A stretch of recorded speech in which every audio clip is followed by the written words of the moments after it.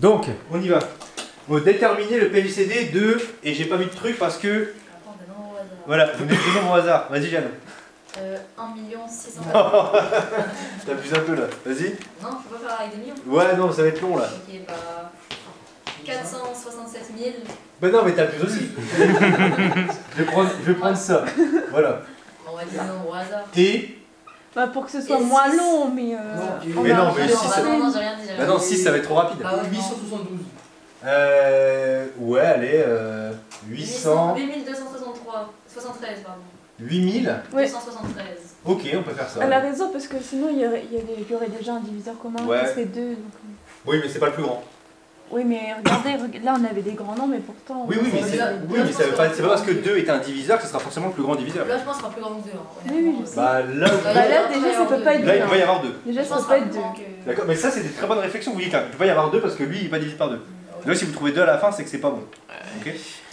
Donc, qu'est-ce qu'on va faire ici? Bah, on va appliquons l'algorithme d'Euclide. Donc, on a d'Euclide. On a un gars sympa hein, qui nous donne quand même un algorithme. Donc, bah, on y va.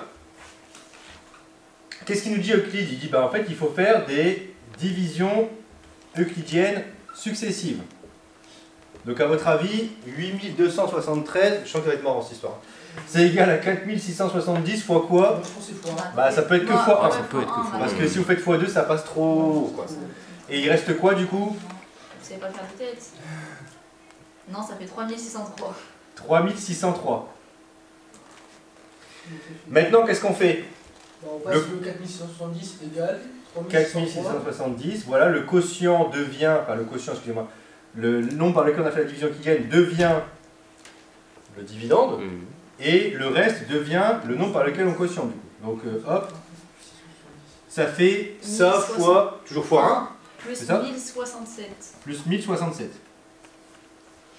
Putain, un moment, on va peut-être avoir un truc. Ah, là, ça va commencer à jouer un peu, je pense. Ouais, je pense. Ensuite, qu'est-ce qu'on a? 3603 égale 1067. 2 pour moi. Ah, attendez. Fois 3, ça passe, hein? Merde, attendez, je teste. Bien sûr, fois 3, ça Ouais, passe. ça passe. Mais pas fois. Non, pas fois 4. Fois 4, ça passe pas, c'est sûr. Et fois 3, ça passe. Ça fait 3201. Oui. Et donc ça fait. 402. 402, Ouais. c'est ça? Super. Ensuite, qu'est-ce qu'on a? 1067 égale 402 fois 2. Effectivement, on ne peut pas aller plus loin. 804, c'est ça? 804. Ça fait 800. 196 plus 67. 263. Alors, attendez. Du coup, ça fait quoi? Plus 263. Attendez, vous êtes sûr? Oui. Oui, 4, ok, 3, j'ai Bah, 402, plus un seulement. 263 fois 1, plus 239. 239, exactement. Ensuite, 263 égale 239 pardon, 139. fois 1. Non, 139. Ah, 130, oui, Ouais, 139. 139 et ça La fait retenue, quoi, aussi, comme ça. la retenue, la retenue. Ah oui. Et ça fait plus 100. C'est toujours 139 fois 1 par contre. Plus Ouais. 124. Plus 124. Ça fait 124. 139 égale 124 fois 1 plus... Attends, on va jamais y arriver. Bah, 15. 27. Quoi? 15. 27. 15. 6. Ah ouais, 6, c'est 15. Bah 15 non? Bah oui. Pourquoi 27? J'ai craqué. Et là, je pense. Ah, là ça y est. 124 égale 15 fois... Fois 8, je crois. Ouais, fois 8, ça fait 120. Ouais, plus 4. Et là, 15 égale... Bah, 4 fois 3 plus 3. Plus 3. Et ensuite, 4 égale. 4 égale 3 fois 1 plus 1. 3 fois 1 plus 1. 3 égale Et 3 égale... 2 fois 1 plus 1. Bah 3 fois 1 Ouais, Non, 1, 3 ouais, fois. 3 fois 1. plus 0. Plus 0. Ouf! J'avais plus de place dans mon tableau de toute façon. Le PGCD, c'est 3. Bon, vous avez vu que c'est pas très compliqué, mais ça peut être long. En même temps, on les a pris au pif, donc on savait pas trop sur quoi on allait ce truc. Donc ici, le PGCD. Non, 3. Ouais, c'est 1. Le PG, c'est 1 du coup. Wow. Donc ici, Oh la dinguerie. donc là, Ouais, c'est pas 3. C'est le dernier. c'est le dernier reste dont on est. Ah, là. Avant oui, 0. Donc, Oh la le PGCD de 4670 avec 8200. Après, on les a pris au pif. Est-ce que c'est facile de trouver des nombres premiers entre eux? Je suis pas sûr. Hein. Ah, je vous ai spoilé. Merde, je vous ai dit la suite. Pas pour moi. Bah, je vous spoil, tant pis pour la suite. Hein. Ça, c'est ce qu'on appelle des nombres premiers entre eux. En fait, c'est quoi des nombres premiers? Les nombres premiers, c'est des nombres où les seuls diviseurs, c'est 1 ou lui-même.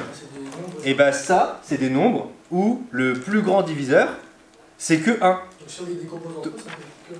Bah, si tu prends tous les diviseurs de lui et tous les diviseurs de lui, le plus grand diviseur commun qu'ils ont, c'est 1. En vrai, D'accord. je m'attendais pas du tout. Ouais, bah, moi non plus.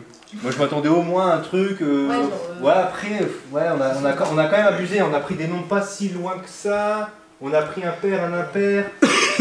Ouais, bon, c'est... Ouais, mais c'est quand même assez rare, je pense. Bah déjà, Bon, le ils jeu, sont- il doit avoir une première caractéristique des nombres qui sont premiers entre eux. Ouais, C'est qu'il y en a un, il doit pas être pair. Il y en a un des deux, il doit pas être pair. les deux doivent pas être pairs. Ça, c'est Au sûr. moins un des deux. Parce que regardez, puis le... Oui, c'est ça. Il est pair. Oui, ok. Ouais, effectivement, tu peux rajouter de la complexité. Bon, le 2 peut être un pair. De quoi? Le 2 peut être un pair pour avoir un sinon. Pas forcément. Les deux soient pas pairs, quoi. Enfin, Alors, il faut que les deux soient pas pairs, ça c'est sûr. Ah Si oui, les deux sont oui. pairs, là, tu es sûr que 2 est dedans. ça peut être pair impair ou impair impair. Après, s'ils sont impairs, ça veut pas forcément dire que c'est 1. Non, mais ça peut être un, genre. Mais ça- peut. Ça pourrait, mais c'est pas nécessaire. Oui, oui. Ok.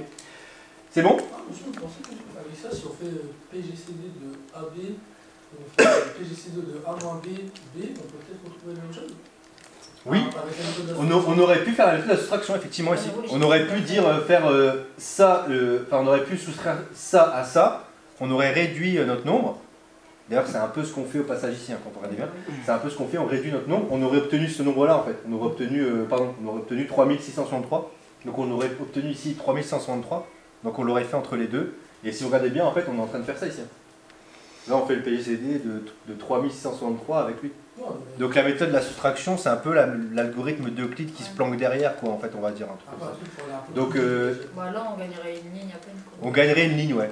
Après, si tu fais méthode de soustraction successive, Oui, oui. bon, bah tu... Mais en fait, si tu regardes bien, c'est là, les deux premières lignes là, c'est méthode de soustraction. Et en d'un fait, coup, il y a en gros. trois lignes aussi à la fin.